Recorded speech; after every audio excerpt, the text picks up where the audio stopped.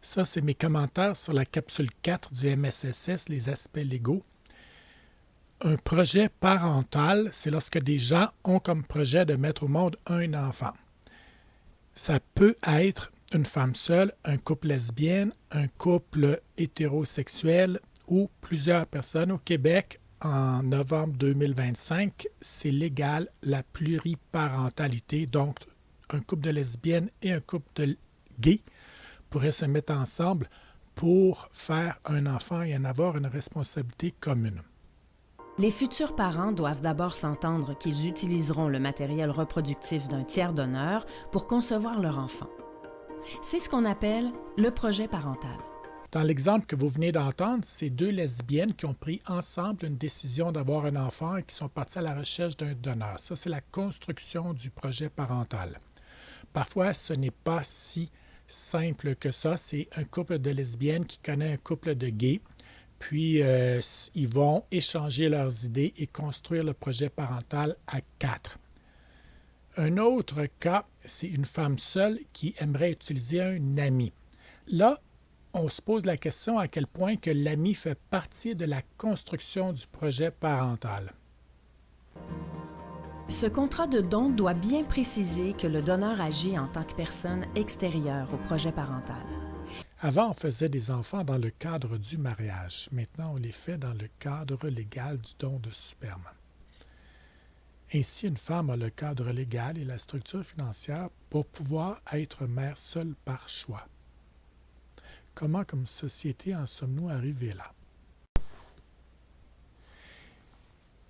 Procréation pour autrui, celle qu'on appelait mère porteuse est devenue femme porteuse, prête à commercialiser son corps. Beaucoup d'argent là-dedans à faire. Coalition des familles LGBT. C'est les lesbiennes qui veulent se faire payer des inséminations gratuites, les gays qui veulent se faire payer des mères porteuses gratuites. L'Université du Québec en Outaouais, c'est évidemment Isabelle et son groupe de recherche. Les femmes ont fait un certain gain de liberté en pouvant être mère seule par choix, mais les gars sont désengagés quand ils les voient aller faire des enfants des Américains plutôt que trouver à se mettre en couple avec eux. L'Université Laval, on sait très bien à qui ça fait référence.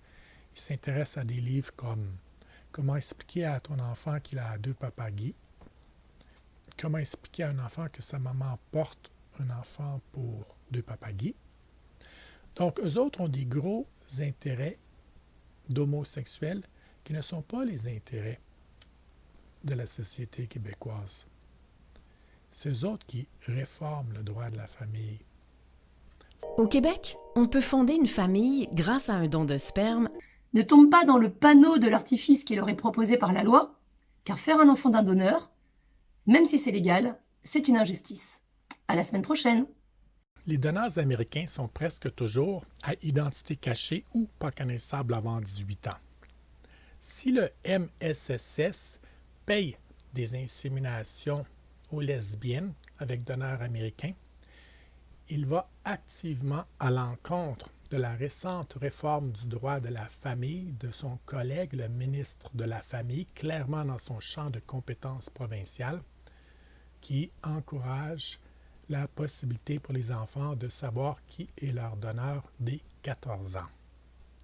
Et il faut dire clairement, ouais, t'es issu de 3 racines. Et la 3e racine, il faut un jour ou l'autre que tu saches qui c'est. Il faut un jour ou l'autre que tu saches qui c'est.